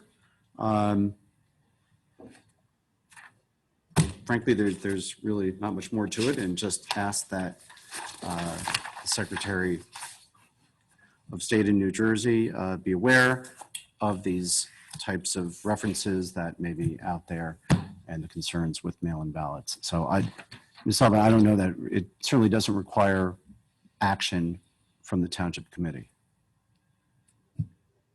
No, it's just for your review Yeah, and just FYI. Okay. So, Mayor, if I could just jump in on that, because I'm not a huge social media guy, but I did see this letter, and then I went to the link that's referenced in the letter, which was the New York Post article, and I did post that up on social media just to raise awareness with everybody about, the ability to vote, and whatever side of the aisle you're on, any effort to quash your right to exercise your right to vote is a problem. So just trying to raise some awareness, I will say, in sense of fairness, I did get some feedback back from folks from my past that sort of gave a different sense of the article. It was more of a fear-mongering kind of article. I don't know that to be true. I don't know who the authors were. I don't know who the whistleblower is, but I just want to, I think it's important to get the information out because this is a very odd year, and we're all being told that we must vote by mail, as opposed to, and look, folks, you want to vote by mail, go for it. Register for vote by mail and put your ballot in the mailbox. That's fine. That's not what's happening this year. This year, we're being told you must vote by mail. So when you're told you have to vote by mail, and then you see these stories about what can happen with your ballots because you're losing some sense of chain of custody, it's a concern. So I'm appreciative of getting a copy of the letter, Judy. I did put it out there, and I think we should all just be very vigilant in trying to track our votes and making sure that your voice is heard. I will say I've been reached out by a number of Bedminster residents who've had issues with ballots, not receiving ballots, receiving multiple ballots, receiving the wrong ballot, and frankly, I will say having our town clerk. Lots of calls. Lots all of day calls long. coming in, and we've All day also long. been coordinating with the county to make sure where there are mistakes that they are rectified and rectified quickly so Yes. that No, folks that has been have a those practice. opportunities. Going well. Right. So I will say the county has been very responsive. So thank you to those at the county for straightening out some of those Right. concerns. New business. So we do have a municipal court improvement project presentation, as Ms. Sullivan mentioned earlier. Yes, so I'd like to turn it over to our violations clerk, Laura Getches, who would like to present to you her project. She did supply with you a letter. Laura, do you need to be able to share your screen? No, that's all right. This was just a sample of what I submitted to the state, and just kind of just a visual to see my project outline, what I did submit to them. Okay. So first of all, I just want to thank Judy Sullivan and Robin Ray for scheduling me into this Zoom meeting. And tonight, I just wanted to just propose my project and just get your feedback. And my project idea is to install a secondary violations window for the court. And then this would promote better customer service, more expedient experience for our court users.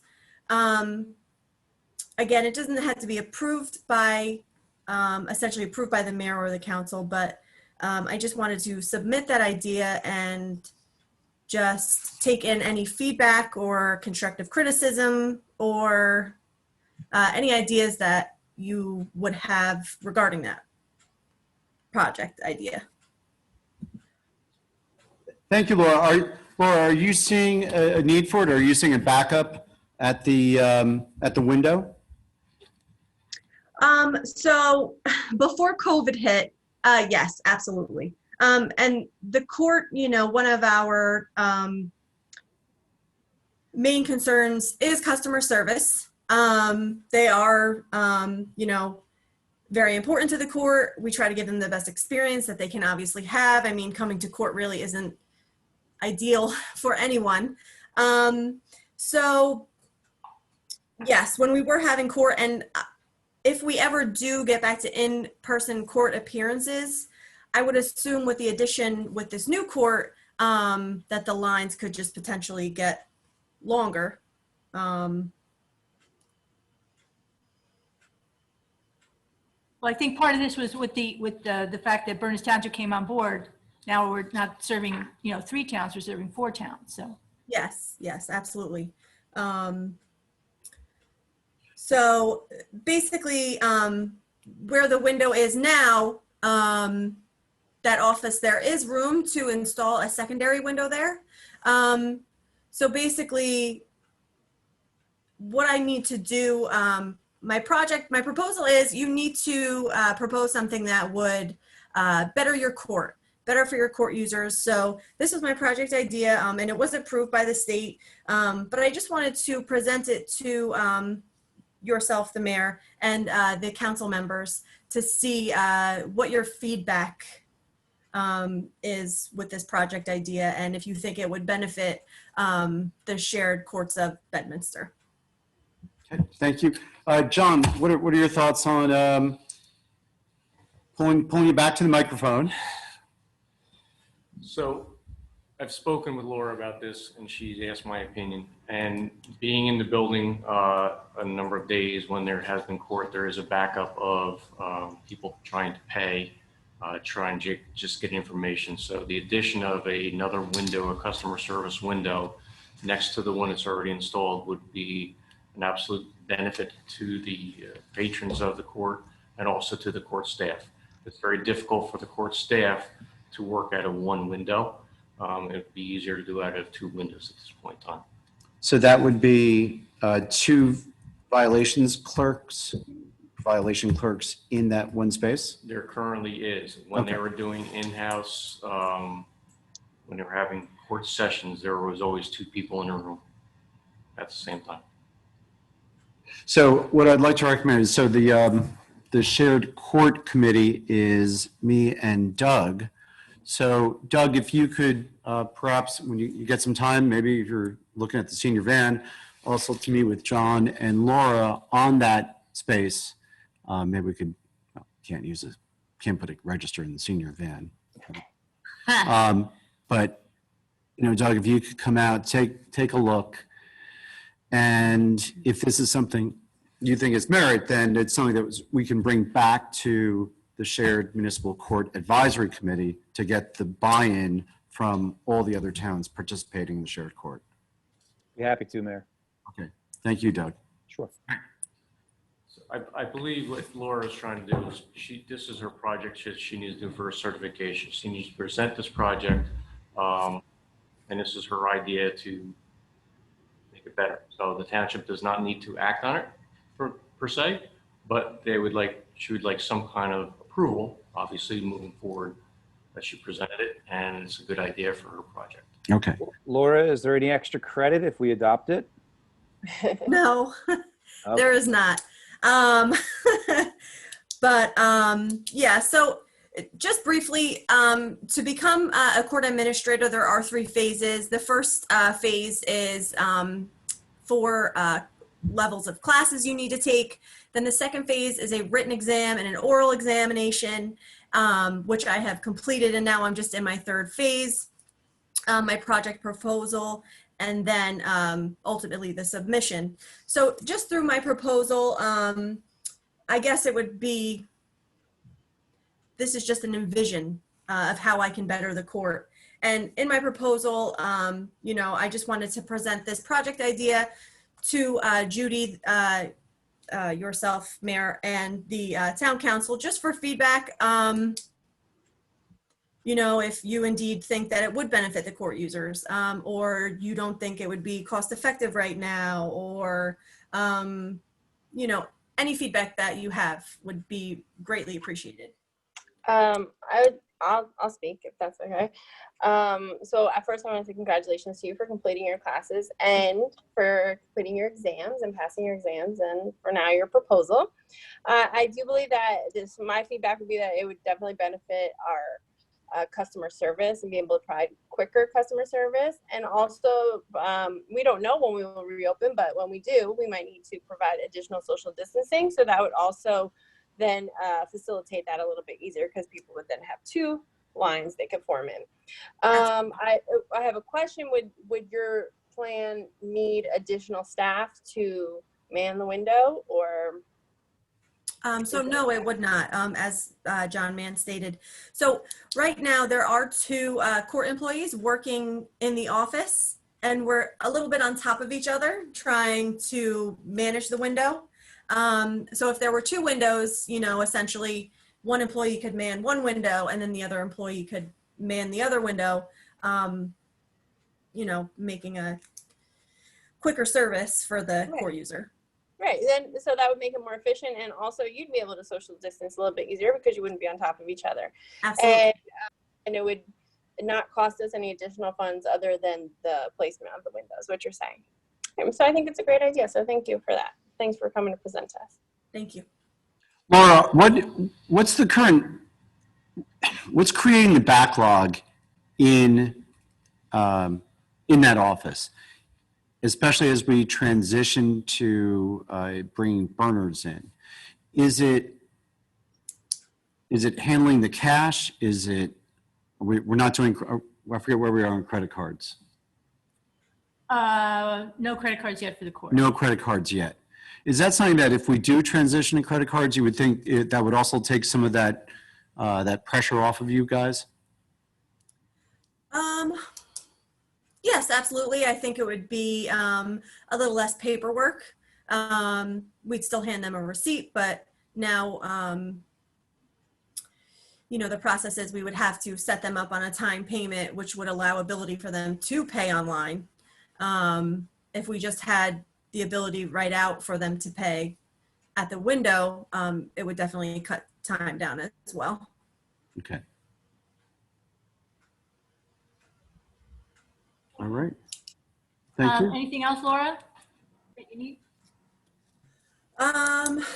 No, that's really it. And just thank you for allowing me to be here to present this project idea. And that's it. Thank you, Laura. And Good committee luck, Laura. will be. Thank you. Well done. Thank you.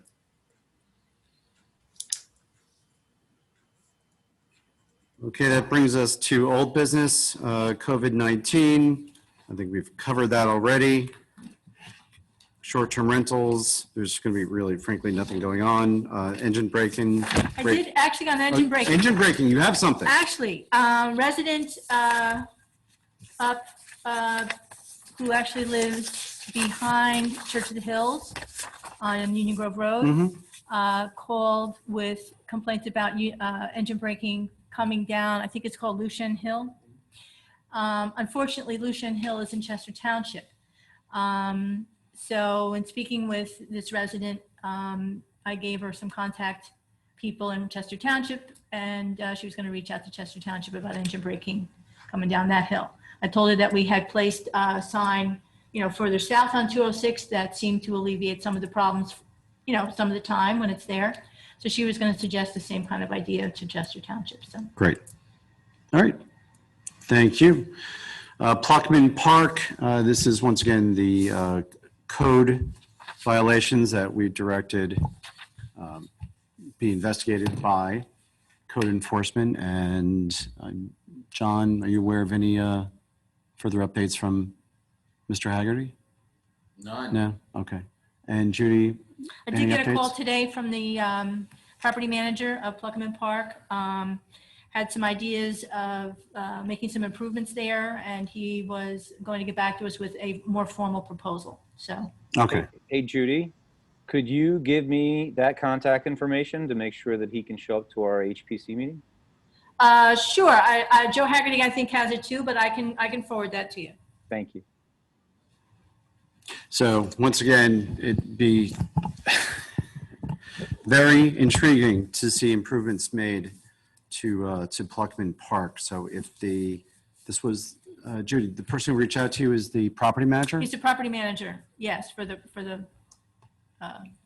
Okay, all Buckingham Park, yeah. right. So is he going to get back to you with some more concrete So he ideas? had a couple ideas. I told him he needed to formalize them into some sort of presentation to the Township Committee, and then he wanted to know, could he come to a meeting to speak to you about it? And I said yes. So when he has a more formal presentation, he'll be back. Okay, so once again, it's in, they've addressed some of the safety issues, but the fact that they have a plan to undertake more improvements is a positive, and yes, we would be more than willing to hear those. JCP&L outages, Committeeman Hickey, any updates? Mayor, just a quick update. The work on the transformer upgrades on Hills Drive is proceeding. As you may be aware, this work was accelerated at our request. It was slated to be done by the end of September, but apparently it's going to take a few more weeks to complete. Just a reminder, these are upgrades so that the power can be rerouted in the event of an outage and service restored more quickly. We're targeting the Greater Crossroads Circuit, which impacts portions of the lower hills adjacent to Washington Valley Road, as well as portions of Western Bedminster. That's been our trouble circuit. And just like we did over the course of the last year and a half in the Wood Duck Pond and adjacent areas, we are working on making sure that equipment upgrades are being done so that we have better performance on our circuits. Also, there's going to be a meeting that JCP&L is going to hold on October 14th. That will include representatives from Somerset County OEM, municipal OEM coordinators, mayors, and other elected officials. Goal of the meeting is to review JCP&L's storm response and storm restoration process. Mayor, as you're aware, we have provided some very direct, very detailed feedback to JCP&L with respect to the performance after the last tropical storm. It has been received. I plan on attending that meeting, and I will certainly be providing input based on their most recent performance. So more to follow on that one. Great. Thank you. Thank you. New Jersey American water rate increase. Let me just take this real briefly. Bedminster was lead in intervening in the pending rate increase application filed by New Jersey American Water. We quickly became a group of 7 municipalities that got together to share expenses with one law firm intervening in New Jersey American Water rate increase. That matter is currently going before the BPU. The attorneys representing the 7 towns have done cross-examination, and I think what we've discovered is that there are some holes in the rate increase and the justification for the rate increase that NJAW is proposing. We are hopeful that there will be a settlement forthcoming shortly without the need to go to further litigation. Stay tuned. We hope to be issuing a press release. We're crossing our fingers that the terms will be nailed down so that all the parties feel confident on that. And stay tuned on that issue. Township Committee comments. We'll go through Township Committee comments. We do have an executive session. We will not be taking any formal action at the termination or the when our executive session ends. Our executive session is contract negotiations regarding some open space properties.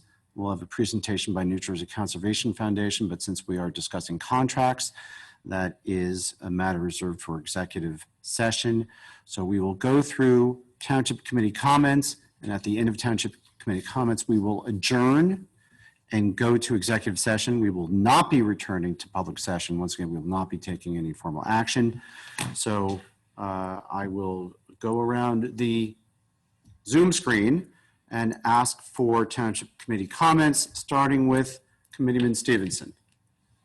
Thank you, Mayor. Just wanted to again extend thanks to everybody who joined us today and for sharing your thoughts. It may not have gone as you wanted, but again, I would encourage you, if you have an interest in continuing to serve on the advisory board, to let us know and to get involved. Again, our strength of our community is through our volunteers.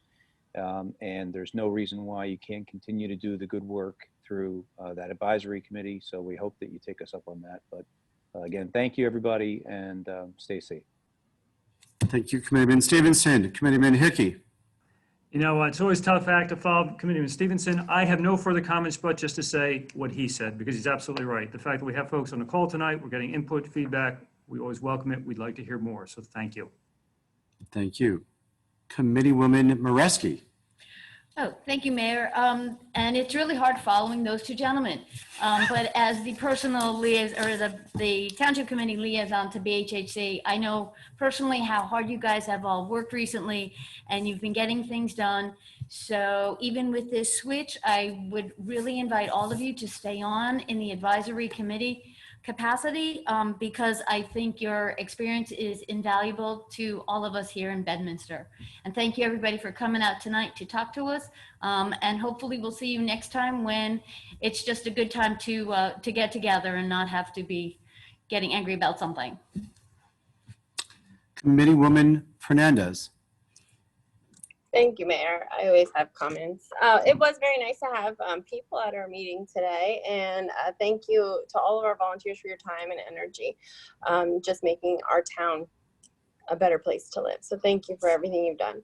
I want to welcome our new staff from Berners Township, our new court staff. I was officially on the record, want to welcome them.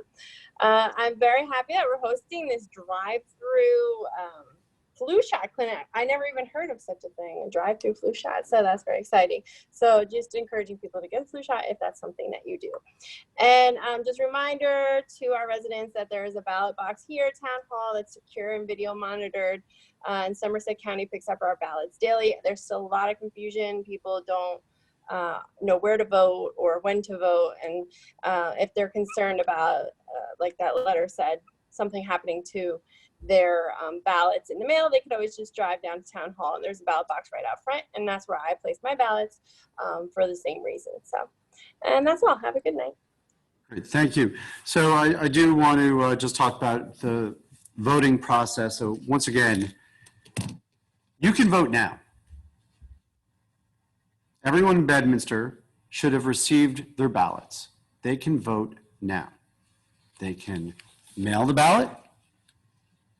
They can bring it down to Town Hall. There's a ballot box that was installed by Somerset County Board of Elections, delivered by the Board of Elections, installed by John Mans from Bedminster DPW. Thank you, John. It is secure. It has video security and video surveillance on that box. It is picked up daily, certainly during work days. By 7 days a week. 7 days a week. Okay, thank you. I'm stand corrected. It is picked up daily, 7 days a week from the Somerset County Board of Elections. That can be done through 8 o'clock the evening of Election Day. So you can mail it up until Election Day. You can bring your ballot here and drop it off at the ballot box up to 8 o'clock on Election night. On Election Day, you can, once again, mail in your ballot. You can bring your ballot to the ballot box and drop it there. You can bring your ballot into the voting station and hand your ballot to an election poll worker. They will hold on to it and probably put it back into the ballot box. But if you feel more comfortable handing it to a person, that is an option for you on Election Day. If you choose to vote in person, you will be given a provisional ballot. That means more paperwork, and you will end up with the same type of paper ballot that was mailed to you. So if you want to fill out more paperwork and still end up with the same paper ballot, that is an option for you as well. So if you lose your ballot, you can call Town Hall and we'll give you the link to the County Board of Elections. There is a website that is set up for replacement ballots, so that can be provided and it will be an option. There will be no machine voting. So what we've all been used to for years and years and years will not be available unless, as Judy is pointing out to me, unless you have a disability. Being blind or deaf, not just that you have with a walker or a cane or in a wheelchair. It's blind or deaf. So blind or deaf, those are the only categories that will be eligible for in-person machine voting. Right. It's complicated. It's not necessarily straightforward. There are some hiccups with the process, but this is the process we have. So let's make it work to the best we can. So thank you all, and certainly Judy and Rob and Ray from clerk and deputy clerk, and for John for putting that ballot box in and then moving the camera around to a better location. So thank you. And I do want to make reference once again to the Affordable Housing Advisory Committee. The constitution of that rule, it's set actually in a 1997 consent order, and it lays out how the how the Affordable Housing Advisory Committee will be, how it will be populated. And once again, as I mentioned earlier, it will include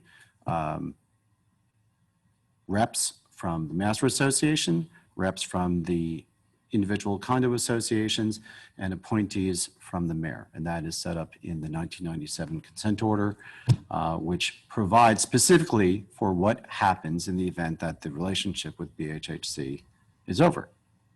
So for those who are serving on BHHC and have an interest to serve, and if you're serving through your associations, there are requirements in there. The requirements that they be a resident.